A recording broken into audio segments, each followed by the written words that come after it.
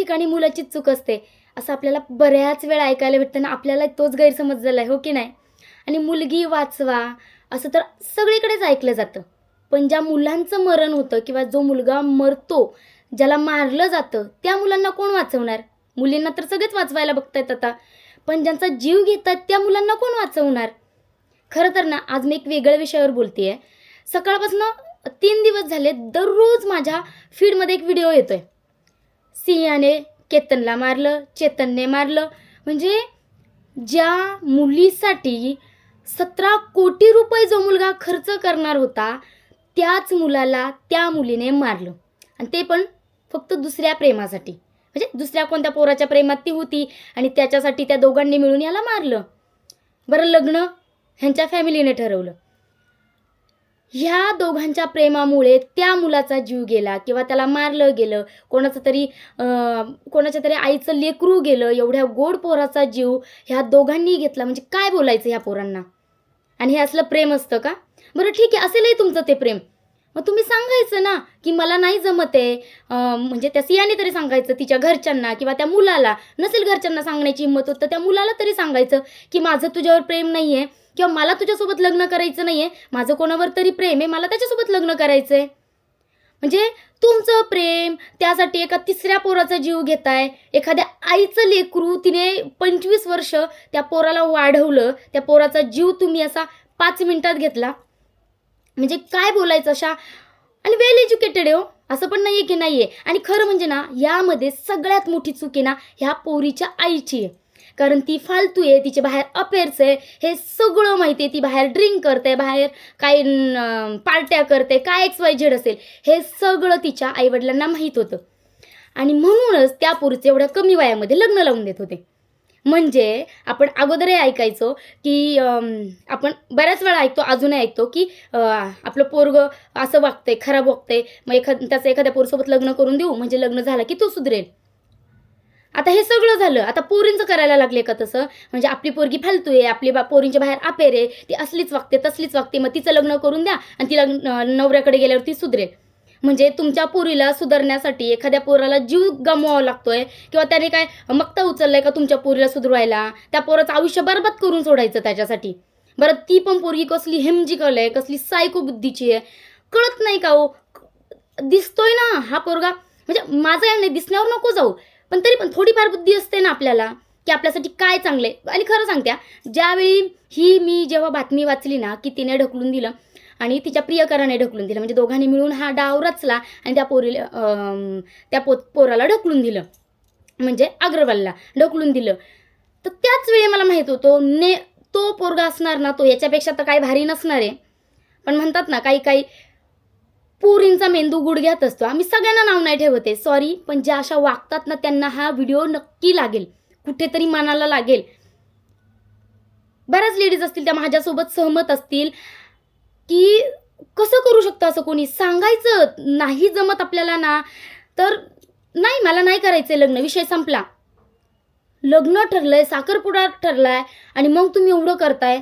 सांगायचं डायरेक्ट, नाही मला जमणार आहे. काय तो पोरगा बळच म्हणणार आहे की नाही नाही तुला माझ्यासोबत राहावंच लागेल. जर त्याला कळलं की ह्या पोरीचं दुसऱ्यासोबत प्रेम आहे, अफेअर आहे, तर तो पोरगा तिला फोर्स करेल का? नाही करणार. अरे वेडा सुद्धा नाही करणार. आणि तो वेल एज्युकेटेड बिझनेसमॅन होता, तो का करेल?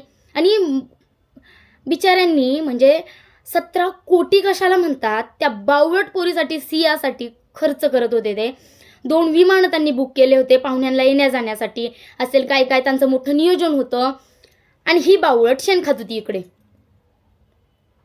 म्हणजे ना, मला खरं सांगते, मला ना एवढे शब्द येत आहेत ना, काय काय बोलू वाटते ना त्या पोरीला. असं वाटतं की यार, एवढी शिकलेली असून, एवढ्या मोठ्या घरातली असून, खरं सांगते काही मी असं नाही म्हणणार सगळं श्रीमंत पोरी तशा असतात किंवा सगळं श्रीमंत पोरं तसे असतात, असं मी नाही म्हणणार. पण खरंच सांगते, गरिबाच्या पोरी संसार करतात. अशी खूप सगळे उदाहरणं आहेत. आणि असं नाही की सगळेच चांगले असतात, सगळेच वाईट असतात. पण आपण कुठल्या फॅमिलीत आहे, आपलं स्टेटस काय ते बघून तरी कमसे कम वागावं ना. बरं, झालं काय? मारलं, त्या दोघांनी त्या बिचाराला मारलं. दोघं तर पोलीस स्टेशनला गेले. आणि इकडे आईवडिलांचा मुलगा गेला, त्या बहिणीचा भाऊ गेला, त्यांनी कोणाकडे जायचं? तुम्ही पोलीस स्टेशनमध्ये जाल, थोड्या वर्षांनी पैसे वगैरे भरून रिटर्न याल, पण पैसे खाऊन सोडलं जातं. हे आपल्या सगळ्यांना माहिती आहे, कारण आपण मागे ॲक्सिडेंटचं पण पोर्च गाडीचं बघितलं, सोडलं त्या पोराला. तसं त्यांना पण सोडून देतील. जाणार कोणाचं आहे? फक्त त्या आईचं, त्या बापाचं, त्या बहिणीचं. तळतळ होते हो, आतून तळतळ होते. कारण एखादी मुलगी असं वागते ना, कोण ड्रममध्ये घालून मारतंय, कोणाचं काय. अरे खरंच सांगते, खरं प्रेम म्हणजे त्या पोराने खरं प्रेम केलं होतं. बरं नव्हतं ना, तुला नव्हतं राहायचं ना, मग तू का ते तो बिचारा देतो, एवढे सरप्राईज देतो, एवढं काय काय करतोय, मग त्याला थँक्यू बोलते, ते गिफ्ट्स घेते, का घ्यायचे तू? नखरे तरी कशाला करायचे? कशाला त्यांच्या घरी जायचं? 4-4 आता त्या अग्रवाल म्हणजे ते अग्रवालची मम्मी काय बोलली, आई बोलली की ती मुलगी आमच्याकडे 4-5 वेळा आली होती. बड्डेला असेल, पूजेला असेल, डिनरला आली होती. अशी भरपूर काही काही वेळे आली होती, म्हणजे 4-5 वेळा आली होती. माझं काय म्हणणं आहे, नाही तुला करायचं ना, मग तू आलीच का? गेलीच का त्यांच्या घरी?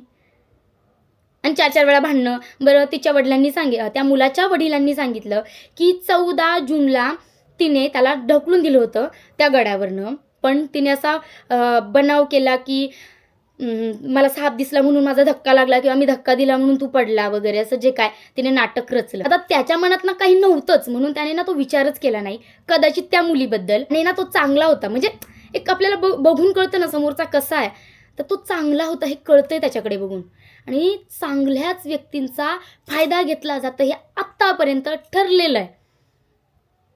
खरंच सांगते, डोकं असं म्हणजे डोकं नाही, अख्खं शरीर असं ना फणफण करतं ज्यावेळेस असा म्हणजे मी सांगते ना, 3 दिवस झाले मी ही रील प्रत्येक इंस्टाग्रामच्या माझ्या फीडवर प्रत्येक वेळी येते. 2 रील झाल्या की येते की असं असं झालं, सियाने मारलं, सियाच्या बॉयफ्रेंडने आणि सियाने मिळून त्याला मारलं केतनला. अरे काय काय केलं होतं त्या पोराने? तुझ्यावर प्रेम केलं किंवा तुला एक्सेप्ट केलं, तू चांगली आहेस असं त्याला वाटलं, वेल एज्युकेटेड फॅमिलीतले आहे तू, म्हणजे त्याने तुझ्यावर विश्वास ठेवला म्हणजे तो चांगलाच असेल ना. आणि ह्या सगळ्या गोष्टीचा तिने फायदा घेतला. खरंच सांगते ना, नाही तुम्हाला राहायचं ना, तुम्ही बिनधास्त नाही म्हणा. खरंच खूप वाईट वाटतंय त्या मुलासाठी, त्याच्या आईसाठी, त्याच्या वडिलांसाठी, त्या बहिणीसाठी खूप जास्त वाईट वाटतंय.